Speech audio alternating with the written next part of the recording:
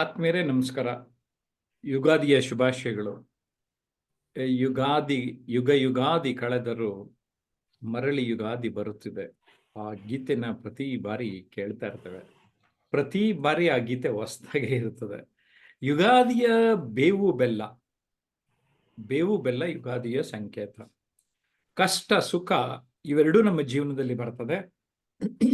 ಅದರ ಅರ್ಥ ನಮ್ಮ ಬದುಕಿನಲ್ಲಿ ನಾವು ಹೇಗೆ ಬ್ಯಾಲೆನ್ಸ್ ಮಾಡ್ಕೊಂಡು ಹೋಗ್ತೇವೆ ಅನ್ನೋದು ಮುಖ್ಯ ಆಗ್ತದೆ. ಸಂಸಾರ, ಸಂಸ್ಥೆ, ಸಮಾಜ ಇವುಗಳ ನಡುವಿನ ಒಂದು ಬ್ಯಾಲೆನ್ಸ್, ಒಂದು ಹತೋಟಿ, ಜೊತೆಗೆ ಕಷ್ಟ ಸುಖಗಳನ್ನ ಒಂದೇ ರೀತಿ ನೋಡುವ ದೃಷ್ಟಿಕೋನ, ಇವೆರಡನ್ನೂ ಕೂಡ ನಾವು ಗಮನದಲ್ಲಿಟ್ಕೋಬೇಕಾಗ್ತದೆ. ನೀವು ಕೂಡ ಯುಗಾದಿ ಶುಭಾಶಯಗಳನ್ನು ಹೇಗೆ ಕೋರ್ತೀರಿ ಅನ್ನೋದಕ್ಕೆ ನೀವು ಕಾಮೆಂಟ್ ಬಾಕ್ಸ್ನಲ್ಲಿ ನಮ್ಮ ಜೊತೆ ನೀವು ಮೆಸೇಜ್ ಹಾಕಿದ್ರೆ ತಾನೇ ನಿಮ್ಮ ಮನಸ್ಸಲ್ಲಿ ಏನಿದೆ ಅನ್ನೋದು ನಮಗೆ ಗೊತ್ತಾಗ್ತದೆ.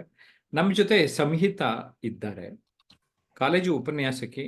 ಅವರ ಅನಿಸಿಕೆಯನ್ನ ತಿಳ್ಕೊಳ್ಳೋಣ. ನಮಸ್ತೆ ಸರ್. ಆತ್ಮೀಯರೇ ನಮಸ್ಕಾರ.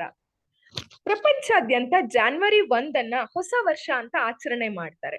ಆದ್ರೆ ನಮ್ಮ ಹಿಂದೂ ಚಾಂದ್ರಮಾನ ಕ್ಯಾಲೆಂಡರ್ ಅಥವಾ ನಾವು ಪಂಚಾಂಗ ಅಂತ ಏನ್ ಕರಿತೀವಿ, ಹಿಂದೂ ಪಂಚಾಂಗದ ಪ್ರಕಾರ ಯುಗಾದಿ ಹಬ್ಬವನ್ನ ನಾವು ಹೊಸ ವರ್ಷ ಅಂತ ಆಚರಿಸ್ತೀವಿ.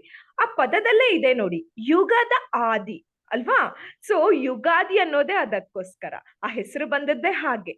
ಹಾಗಾದ್ರೆ ಈ ಯುಗಾದಿ ಯಾವ ಮಾಸದಲ್ಲಿ ಬರ್ತದೆ?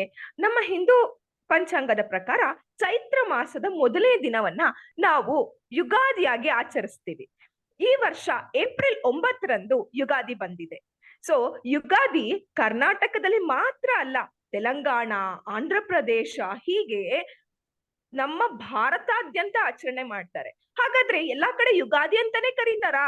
ಇಲ್ಲ ಸ್ನೇಹಿತರೆ, ಯುಗಾದಿಯನ್ನ ಗುಡಿಪಾಡ್ವಾ ಅಂತ ಹೇಳ್ಬಿಟ್ಟು ಮಧ್ಯಪ್ರದೇಶದಲ್ಲಿ ದಾದರ್, ನಗರ್ ಹವೇಲಿ, ದಾಮನ್, ಡಯ್ಯು ಹಾಗೂ ಮಹಾರಾಷ್ಟ್ರದಲ್ಲಿ ಆಚರಣೆ ಮಾಡ್ತಾರೆ. ಹಾಗೆ ಪಂಜಾಬ್ನಲ್ಲಿ ಬೈಸಾಖಿ ಅಂತ ಆಚರಣೆ ಮಾಡ್ತಾರೆ. ಹಾಗೆ ತಮಿಳುನಾಡಿನಲ್ಲಿ ಪುಂತಾಡು ಅಂತ ಕೂಡ ಆಚರಣೆ ಮಾಡ್ತಾರೆ. ಎಲ್ಲಾ ಮಾಡೋದು ಅದನ್ನೇ, ಆದ್ರೆ ಹಲವು ಹೆಸರು ಅಷ್ಟೇ ಅಲ್ವಾ? ಹಾಗಾದ್ರೆ ನಮ್ಮ ಇತಿಹಾಸದಲ್ಲಿ ಏನಾದ್ರೂ ಇದರ ಬಗ್ಗೆ ಉಲ್ಲೇಖ ಇದೆಯಾ? ಹೌದು, ನಮ್ಮ ಇತಿಹಾಸದಲ್ಲಿ ಓದ್ತಾ ಹೋದ್ರೆ ಬ್ರಹ್ಮನು ಬ್ರಹ್ಮಾಂಡವನ್ನ ಸೃಷ್ಟಿಸಲು ಮೊದಲನೇ ದಿನ ಸ್ಟಾರ್ಟ್ ಮಾಡಿದ್ದೆ ಈ ದಿನ ಅಂತ ಹೇಳ್ತಾರೆ. ಹಾಗಾಗಿ ಯುಗಾದಿಯ ಹಬ್ಬದ ಆಚರಣೆಯ ವಿಶೇಷ ಹಳ್ಳಿ ಸೊಗಡ್ನಲ್ಲಿ ನೋಡ್ಬೇಕು ರೀ. ಹಳ್ಳಿಯಲ್ಲಿ ಬೆಳಗ್ಗೆ ಎದ್ದು ನೀವು ಆಚೆ ಹೋಗೋ ಅಷ್ಟೊತ್ತಿಗೆ ಸಗಣಿ ಸಾರಿಸಿ, ರಂಗೋಲಿ ಹಾಕಿ, ಎಲ್ಲಾ ಹಸಿರು ತೋರಣಗಳನ್ನ ಕಟ್ಟಿ, ಮಾವಿನ ತೋರಣ ಕಟ್ಟಿ, ಹೂ ಮಾಲೆ ಹಾಕಿ, ಆಹಾ ಎಷ್ಟು ಚೆನ್ನಾಗಿರುತ್ತೋ. ಒಬ್ರು ಮನೆ ಬಾಗ್ಲಿಗಿಂತ ಒಬ್ರು ಮನೆ ಬಾಗ್ಲು ಎಷ್ಟು ಸುಂದರವಾಗಿ ಅಲಂಕರಿಸಿರ್ತಾರೆ. ಬೆಳಗ್ಗೆ ಎದ್ದು ದೇವರನ್ನ ತೊಳೆದು ಪೂಜೆ ಮಾಡಿ, ಕೇಳ್ಬೇಕಾ, ನೈವೇದ್ಯಕ್ಕೆ ಬೇವು ಬೆಲ್ಲ ಹಾಗೂ ಕೆಲವು ಕಡೆ ಈ ಪುಟಾಣಿ ಅಂತ ಕರೀತಾರೆ, ಅಂದ್ರೆ ಹುರ್ಗಡ್ಲೆಯನ್ನ ಮಿಕ್ಸ್ ಮಾಡಿ ಇಟ್ಟಿರ್ತಾರೆ. ಇದರ ಅರ್ಥ ಏನು? ನಮ್ಮ ಜೀವನದಲ್ಲಿ ಸಿಹಿ ಹಾಗೂ ಕಹಿ ಎರಡೂ ಕೂಡ ಇದೆ, ಅದನ್ನ ಸಮವಾಗಿ ನಾವು ತಗೊಳ್ಬೇಕು ಅನ್ನೋದು ನಮ್ಮ ಹಿರಿಯರ ಒಂದು ಆಚರಣೆ ಹಾಗೂ ನಮಗೆ ತಿಳಿಸ್ಕೊಡೋ ರೀತಿ. ಹಾಗಾದ್ರೆ ಇದು ಆರೋಗ್ಯಕ್ಕೆ ಕೂಡ ಅಷ್ಟೇ ಒಳ್ಳೇದು ಸ್ನೇಹಿತರೆ, ಮರಿಬೇಡಿ. ಹಾಗಾದ್ರೆ ಯುಗಾದಿ ಸಂಜೆ ಹೇಗಿರುತ್ತೆ? ಬೆಳಗ್ಗೆ ಏನೋ ಎಲ್ಲಾ ಆಚರಣೆಯನ್ನ ಮಾಡ್ತೀವಿ, ಹಾಗಾದ್ರೆ ಸಂಜೆ ಕೂಡ ಏನಾದ್ರೂ ಆಚರಣೆ ಇದೆಯಾ? ಹೌದು, ನಾವು ಚೌತಿ ಎಂದು ನಾವು ಚಂದ್ರನನ್ನ ನೋಡ್ಬಾರ್ದು ಅಂತ ನಮ್ ಹಿರಿಯರು ಹೇಳ್ತಾರೆ. ಹೌದಲ್ಲ? ಅವತ್ ನೋಡ್ಬಾರ್ದು ಅಂದ್ರೂ ಎಲ್ಲಾದ್ರೂ ಕಾಣಿಸ್ಬಿಡ್ತಾನಪ್ಪ ಚಂದ್ರ, ಅದು ಒಂದು. ಹಾಗಾಗಿ ಯುಗಾದಿ ಸಂಜೆ ಚಂದ್ರ ನೋಡ್ಬೇಕು ಅಂತ ನಾವು ಹುಡುಕೊಂಡು ಹೊರಟ್ರು ಅವತ್ ಚಂದ್ರ ಸಿಗೋಲ್ಲ. ತುಂಬಾ ಕಷ್ಟ, ಕಾಯ್ತಾನೆ ಇರ್ತೀವಿ ಸಂಜೆ ಚಂದ್ರನ್ ನೋಡೋದಿಕ್ಕೆ. ಎಷ್ಟು ಚಿಕ್ಕ ಬೆಳ್ಳಿ ಎಳೆ ಹಾಗೆ ಗೆರೆ ಬಂದಿರುತ್ತೆ ಅಂತ ಹೇಳಿದ್ರೆ ಅದನ್ನ ನೋಡಿ ನಮ್ ಹಳ್ಳಿ ಹಿರಿಯರು ಈ ಸಲ ಮಳೆ ಹೇಗಾಗುತ್ತೆ, ಬೆಳೆ ಹೇಗಾಗುತ್ತೆ ಅನ್ನೋದ್ರ ಬಗ್ಗೆ ಡಿಸ್ಕಷನ್ ಮಾಡ್ತಾ ಇರ್ತಾರೆ. ಸಂಜೆ ಪಂಚಾಂಗ ಕೂಡ ಓದ್ತಾರೆ ದೇವಸ್ಥಾನದಲ್ಲಿ. ಅದಲ್ದಲೆ ಸ್ನೇಹಿತರೆ, ಹಿರಿಯರು ಯಾರ ಮನೇಲಿ ಇರ್ತಾರೆ, ಚಂದ್ರನ್ ನೋಡಿದ ತಕ್ಷಣ ಅವರಿಗೆ ತಾಂಬೂಲವನ್ನ ಕೊಟ್ಟು ಕಾಲಿಗೆ ಬೀಳೋದು ನಮ್ಮ ಸಂಪ್ರದಾಯ. ಹಾಗೆ ಯುಗಾದಿ ಹಬ್ಬ ಎಷ್ಟೆಲ್ಲ ಹೇಳದ್ಮೇಲೆ ಇನ್ನ ಊಟ ತಿಂಡಿ ಬಗ್ಗೆ ಹೇಳೋದು ನಿಲ್ಸಕ್ಕಾಗತ್ತೆ? ಇಲ್ಲ. ಹಾಗಾದ್ರೆ ಯುಗಾದಿ ಹಬ್ಬದ ಆಚರಣೆಯಲ್ಲಿ ಊಟ ತಿಂಡಿ ಕೂಡ ತುಂಬಾ ಜೋರು. ಹೇಗೆ? ಅವತ್ತಿನ ಚಿತ್ರಾನ್ನ, ಅದು ಮಾವಿನಕಾಯಿನ ಚಿತ್ರಾನ್ನ ಕೇಳ್ಬೇಕೆ? ಅದು ಬಿಡಿ, ಹೋಳ್ಗೆ ಹಾಗೂ ಮಾವಿನ ಹಣ್ಣಿನ ಸೀಕರಣೆ, ಆಹಾ ಈಗ್ಲೂ ನೆನೆಸ್ಕೊಂಡ್ರೆ ಬಾಯಲ್ಲಿ ನೀರ್ ಬರ್ತಾ ಇದೆ ಕಣೆ. 9ನೇ ತಾರೀಖವರೆಗೂ ನನ್ ಕಾಯೋದಾದ್ರೂ ಹೇಗೆ ಅನ್ನಿಸ್ತಾ ಇದೆ. ಯುಗಾದಿ ಹಬ್ಬ ಎಲ್ಲರಿಗೂ ವಿಜೃಂಭಣೆಯಿಂದ ಆಚರಿಸುವಂತ ಹಬ್ಬ. ಇದನ್ನ ನಾವು ಮಾಡ್ಬೇಕು, ನಮ್ಮ ಮುಂದಿನ ಪೀಳಿಗೆವರೆಗೂ ತಗೊಂಡು ಹೋಗ್ಬೇಕು, ಹಾಗೆ ಅವರಿಗೆ ಇದರ ಮಹತ್ವ ಕೂಡ ನಾವು ತಿಳಿಸ್ಕೊಡ್ಬೇಕು. ಸ್ನೇಹಿತರೆ, ಇಷ್ಟೊತ್ತು ನನಗೆ ಮಾತಾಡ್ಲಿಕ್ಕೆ ಸರ್ ಅವಕಾಶ ಕೊಟ್ಟಿದ್ದಾರೆ. ಧನ್ಯವಾದಗಳು. ಎಸ್ ಸಂಹಿತಾ, ತಾವು ತಮ್ಮ ಅನಿಸಿಕೆಯನ್ನ ತುಂಬಾ ಸೊಗಸಾಗಿ ತಿಳಿಸಿದ್ರಿ. ಈಗ ತುಷಾರ್ ನಾಯಕ್ ಅವರ ಅನಿಸಿಕೆಗಾಗಿ ಕೋರ್ತಾ ಇದ್ದಾನೆ. ನಮಸ್ತೆ ಸರ್, ನಾನು ತುಷಾರ್ ನಾಯ್ಕ್ ಅಂತ. ಇವತ್ತಿನ ವಿಷಯ ಯುಗಾದಿಯ ಬೇವು ಬೆಲ್ಲ. ನಮಗೆ ಗೊತ್ತಿದ್ದಂಗೆ ಯುಗಾದಿ ಎಂದರೆ ಎಲ್ಲರಿಗೆ ನೆನಪಾಗುವುದು ಸರ್ ಹೇಳ್ದಂಗೆ ಯುಗಾದಿ ಕಳೆದರೂ ಯುಗಾದಿ ಕಳೆದರೂ ಯುಗಾದಿ ಮಳೆಯಲ್ಲಿ ಬರಲುತ್ತಿದೆ, ಹೊಸ ವರುಷಕ್ಕೆ ಹೊಸ ಹರುಷವು ಹೊಸತು ತರುತ್ತಿದೆ ಅಂತ. ಅದಕ್ಕೆ ಯುಗಾದಿಯ ಬಗ್ಗೆ ಒಬ್ಬೊಬ್ಬರು ಒಂದೊಂದು ಥರ ವಿಶ್ಲೇಷಣೆ ಮಾಡ್ತಾರೆ, ಪೌರಾಣಿಕವಾಗಿ ಆಗಲಿ, ಐತಿಹಾಸಿಕವಾಗ್ಲಿ ಆಗಲಿ, ಹಾಗೂ ವೈಜ್ಞಾನಿಕವಾಗಿ.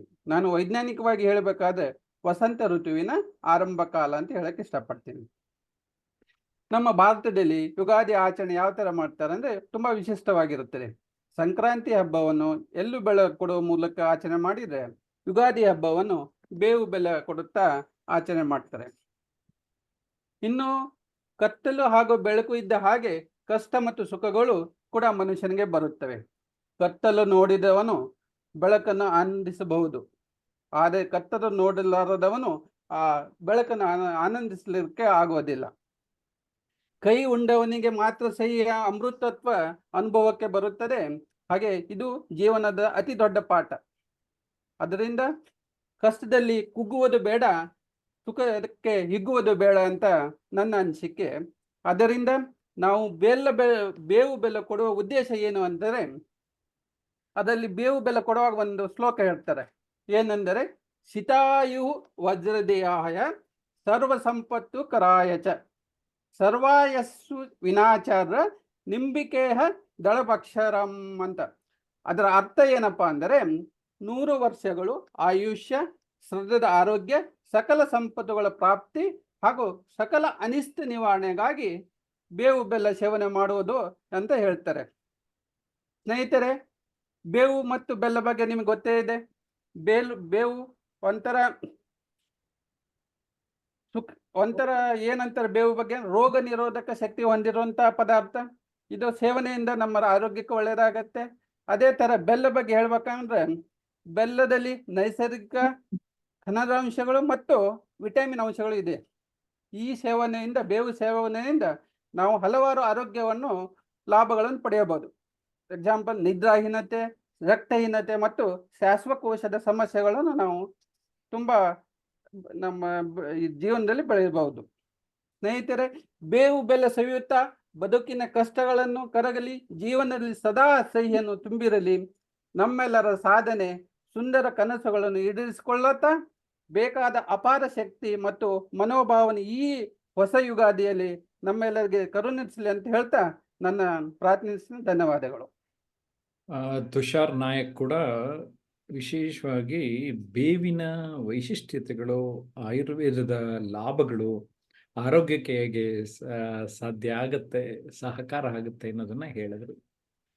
ಬೇವು ಬೆಲ್ಲ, ಕಷ್ಟ ಸುಖ ಅಥವಾ ಸುಖ ದುಃಖ ಏನೇ ಇರಲಿ, ಅದನ್ನ ನಾವು ತೆಗೆದುಕೊಳ್ಳುವ ರೀತಿಯಲ್ಲಿ, ನಮ್ಮ ದೃಷ್ಟಿಕೋನದಲ್ಲಿ ಬದಲಾಗಲಿ ಅಂತ ನಾವು ಹಾರೈಸ್ತೇವೆ. ಆದ್ಮೇಲೆ ನಿಮ್ಗೆ ಏನು ಅನ್ನಿಸ್ತು ಅನ್ನೋದನ್ನು ದಯಮಾಡಿ ಕಾಮೆಂಟ್ ಮಾಡಿ. ಜಯಪ್ರಕಾಶ್ ನಾಗತಿಹಳ್ಳಿ ಹಾಗೂ ಟ್ರಾನ್ಸ್ಮಿಷನ್ ಅನ್ಲಿಮಿಟೆಡ್ ಯೂಟ್ಯೂಬ್ ಚಾನಲ್ನ ಸಬ್ಸ್ಕ್ರೈಬ್ ಮಾಡೋದನ್ನ ಮರಿಲೇಬೇಡಿ. ನೋಟಿಫಿಕೇಶನ್ ಬೆಲ್ ಆಲ್ ಅಂತ ಪ್ರೆಸ್ ಮಾಡಿ, ಲೈಕ್ ಮಾಡಿ, 4 ಜನಕ್ಕೆ ಈ ವಿಡಿಯೋನ ಶೇರ್ ಮಾಡಿ ಅಂತ ನಾನು ವಿನಂತಿ ಮಾಡ್ತೇನೆ.